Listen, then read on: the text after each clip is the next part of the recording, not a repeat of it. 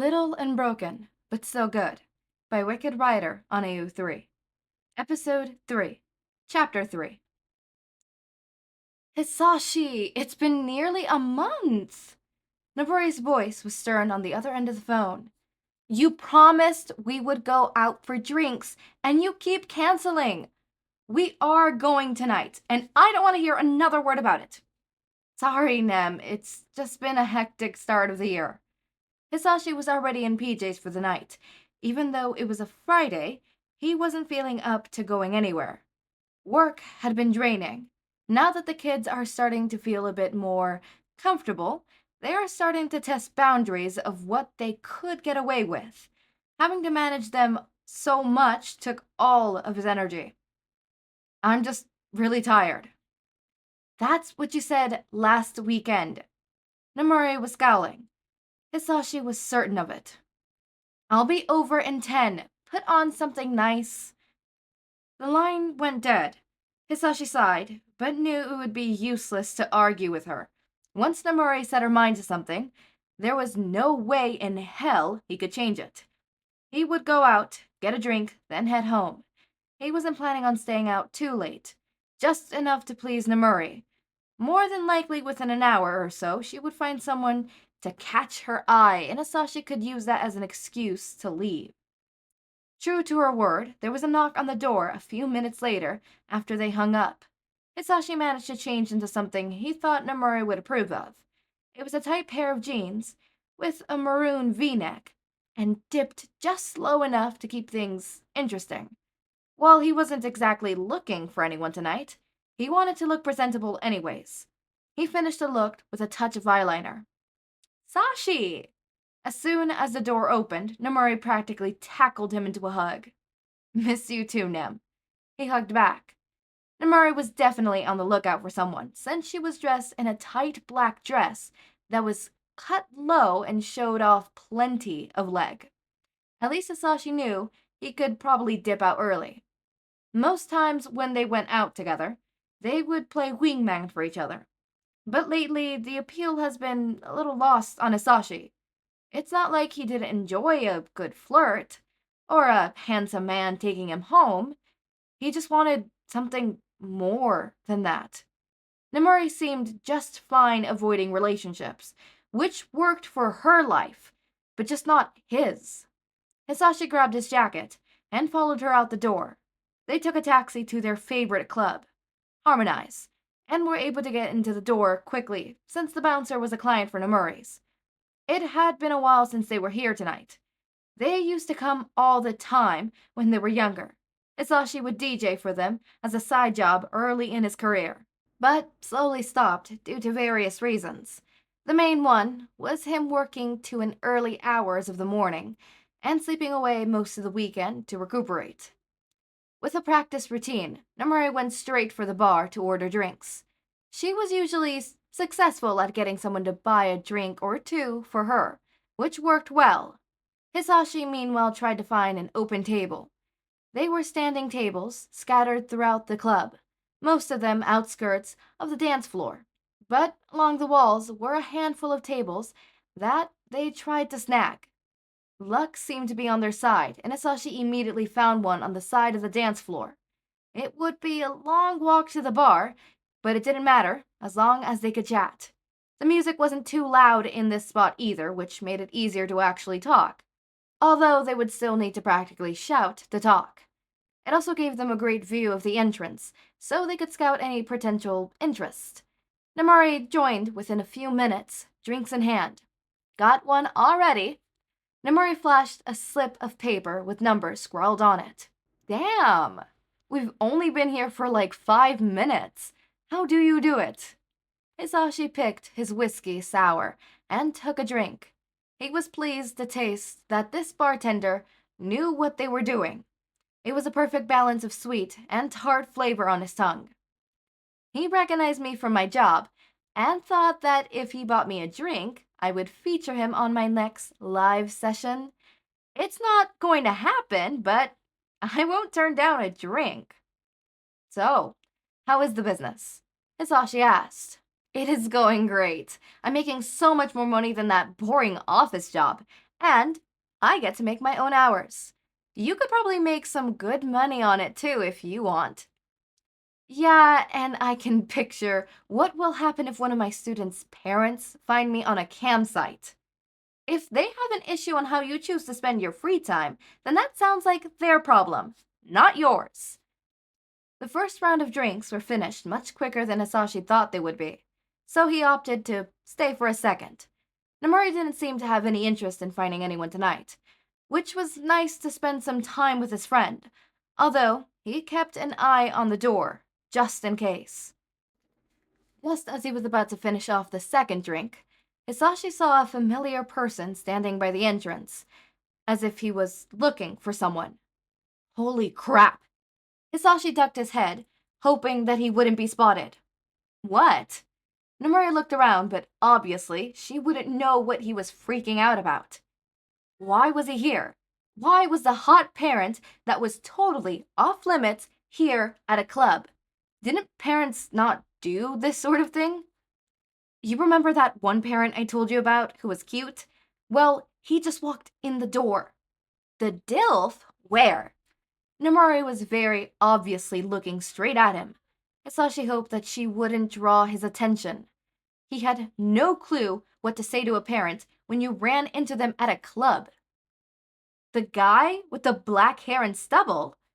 Yup, that's him. Damn, he's fine. In a particularly tired sort of way. They both watched as he made his way towards the bar and disappeared from view. When Hisashi looked back into Murray, she had an evil grin on her eye. Why don't you go say hi? Why don't you go say hi? No, I can't do that. That would be awkward. Who cares? He's cute, and you need to get laid. Namuri, no, I'm not going to hit on my student's parents, especially since I would have to see him whenever he drops off his daughter at school. Well, if you're not going to go after him, then I will. Namori adjusted her dress, so it dipped even lower, trying to show off as much cleavage as possible, which was a pretty extraordinary amount considering how much she had without trying. What are you doing? Hisashi was a bit confused. Namori had never once tried to steal someone from him. Not that Aizawa belonged to him or anything. He had stated multiple times that he wouldn't go after him. I'm gonna go try and get his number for you. It's not gonna work. 1, I can get his number from my roster at work, and 2, he wouldn't be interested in me. I think you're wrong, and I'll prove it. She winked at him before disappearing into the crowd. Shota's phone rang with another call. He was actively trying to ignore it, but failing. He knew that Emmy would continue to harass him if he didn't agree to get drinks with her tonight. It had been so long since both of them had taken a night off to spend time with someone who was not his daughter. She had asked him earlier that day to go with her, and while he didn't really give her a response, she apparently had taken it upon herself to make arrangements. She took his phone off his desk when he was in the restroom and texted Mirio, asking him to babysit Eri tonight. How she knew his passcode was beyond him. Mirio had shown up with a smile, and Eri was ecstatic to see him. Although Shouta didn't mind him coming over to watch her, he was irritated that Emmy sent it all without consulting him. For payback, he avoided the phone while he finished his conversation with Mirio.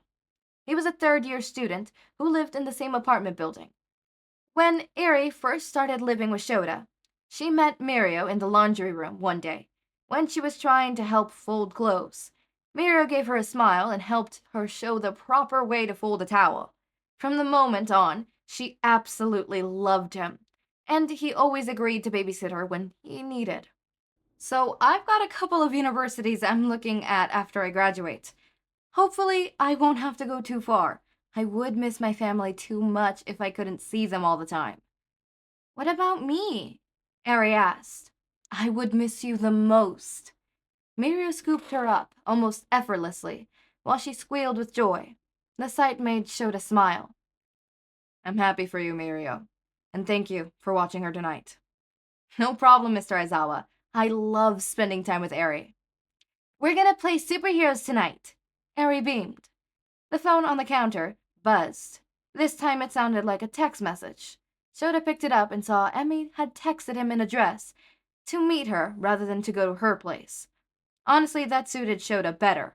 Emmy's apartment was always too colorful and messy for him. If he could avoid it, then he would make the night better. I shouldn't be too long. Eri needs to go to bed at 9. Yes, sir. Mario gave a 2-finger salute before putting Eri down. Immediately she latched onto Shota's leg in a quick hug before running down the hall into her room, presumably to get whatever toys were needed for the superhero game she wanted to play. Shouta said his own goodbye and left before he changed his mind and told Emmy he wasn't coming. The taxi was rather short, which he was thankful for. Traffic was one thing that Shouta absolutely hated. Actually, it was one of the reasons he relied on public transport rather than getting a car.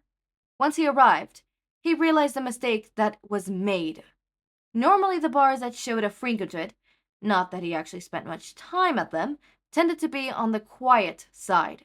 But when he pulled up in front of Harmony's, he found that there was far too many people mingling about outside, and the music could be heard even out on the streets.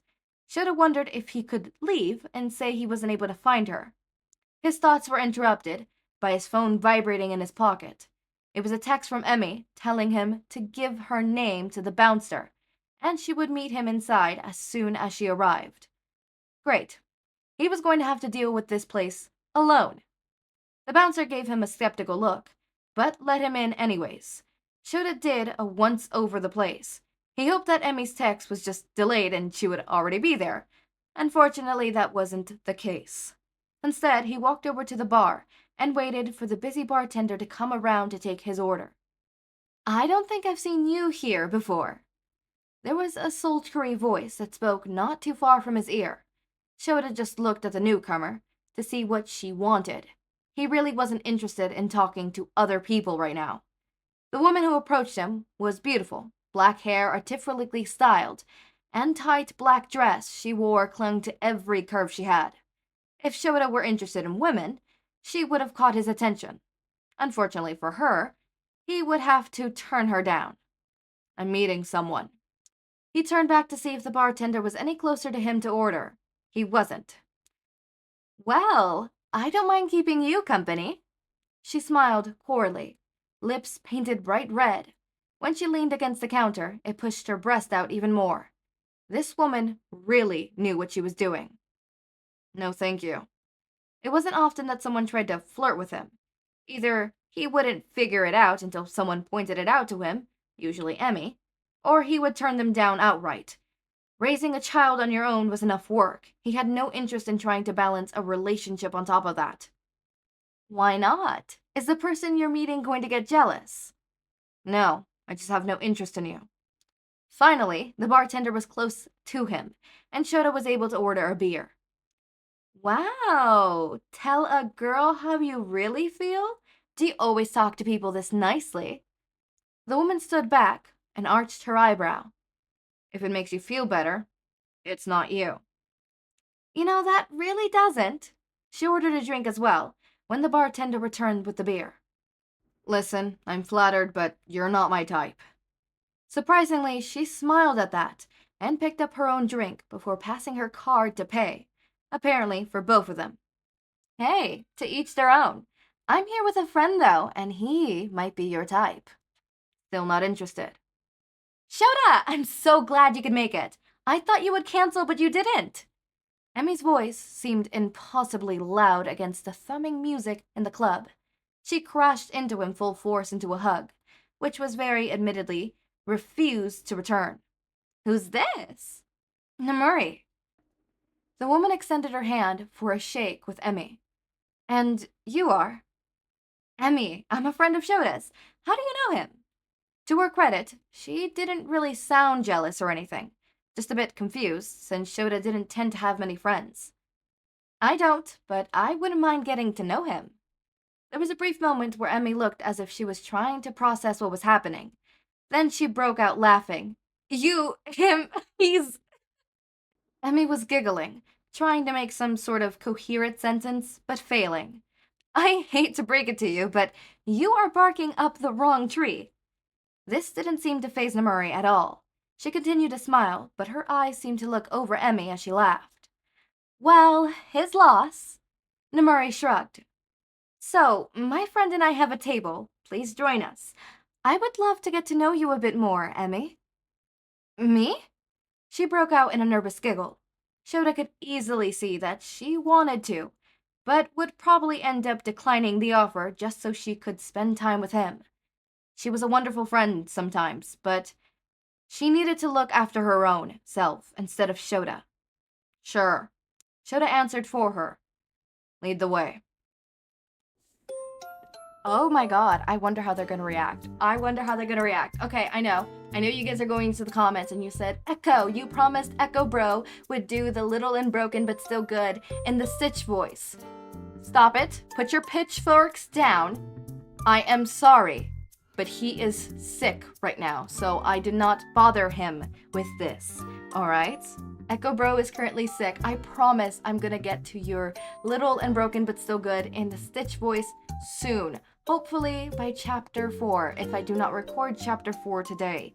I am terribly sorry for this, again, but circumstances, you know, stuff happens. He's terribly sick. I think he has one of those super big headaches. I wouldn't necessarily call it a suicide headache. I had a suicide headache once. Yeah, I almost died that day. They're called that for a reason, and I understood it, and I learned of it in the hard way. But let's talk about this fanfiction and not that. So, I cannot wait for the next chapter. I think I am so excited about this that I tend to want to read ahead. I want to read ahead. I want to finish this whole thing and read ahead, but I am not. I am being patient, but I'm telling you guys, it is so hard not to read ahead. I really am trying. I have to stop myself from reading ahead a lot, so I might end up just recording this whole series tonight. I'm joking, not tonight, but maybe tomorrow. Who knows? Because Jesus Christ, is it getting hard not to read ahead? I really want to read ahead now. I do not blame if any of you guys in my videos want to read ahead. I understand. Go ahead. I am very much understanding. I desperately want to read ahead as well, okay?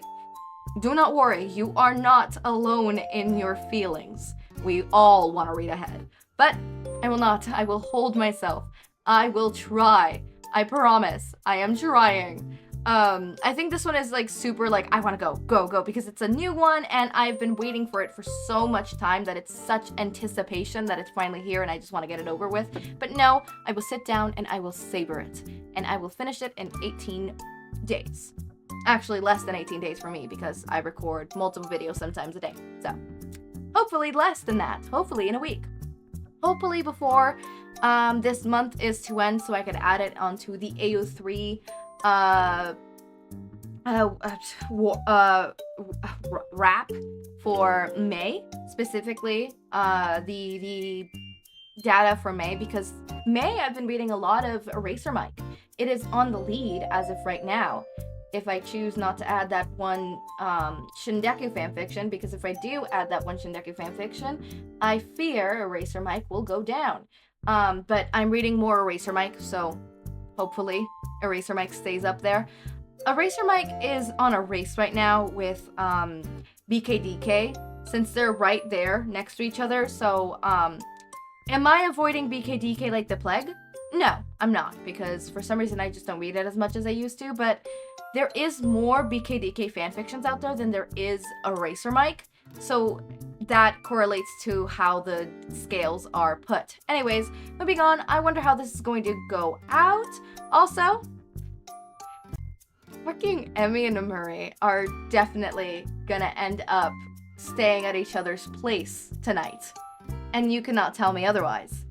I wonder if that's gonna happen and they're gonna leave Aizawa and Shouta alone.